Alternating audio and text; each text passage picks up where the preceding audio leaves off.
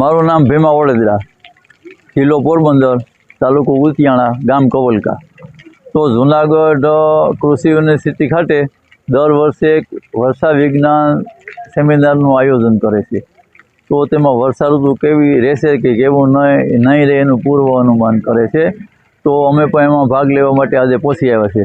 તો 2025ની વર્ષા ઋતુ એવી છે કે જે પ્રકૃતિની અસરો ફળઝાડમાંથી વનસ્પતિમાંથી કેવી થાય છે, પશુ પક્ષીમાંથી કેવી થાય છે, એની બોલી એની વર્તણૂકથી વર્ષા ઋતુનું અનુમાન કરીએ છીએ। તો હવે 2025ની વર્ષા ઋતુ એવી છે કે જે દર વર્ષે ખૂબ વરસાદ થઈને નૈઋત્યનું વર્ષા ઋતુ સમાવણું સક્રિય થતું એવું દેખાતું નથી, પણ વિખરાઈ ગયેલ વર્ષા ઋતુ રહેશે એવું દેખાય છે। તો વર્ષા ઋતુ આવી કે ન આવી ત્યાં વર્ષા ઋતુને બેહવાની પૂર્વ સંધ્યાએ એક બહુ તોફાની સિસ્ટમ દેખાઈ રહી છે।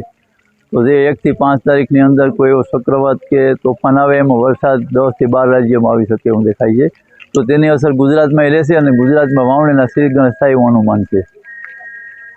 ખાસ કરીને પોરબંદર વિસ્તારની વાત કરવામાં આવે તો કેવું?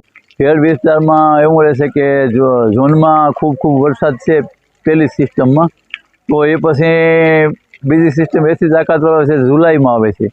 તો જુલાઈમાં પણ કેટલાક રાજ્યોમાં વરસાદ વરી છે અને 10 થી 12 દિવસ વરસશે। તો પોરબંદર જિલ્લામાં પણ ખૂબ શ્રીકાર વરસાદ રહેશે।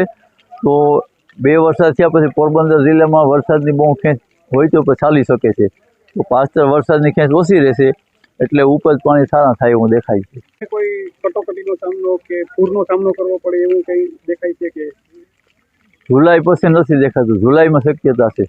શેની શક્યતા છે? વાવાઝોડાની, પૂરની ને વરસાદની। જુલાઈ પછી?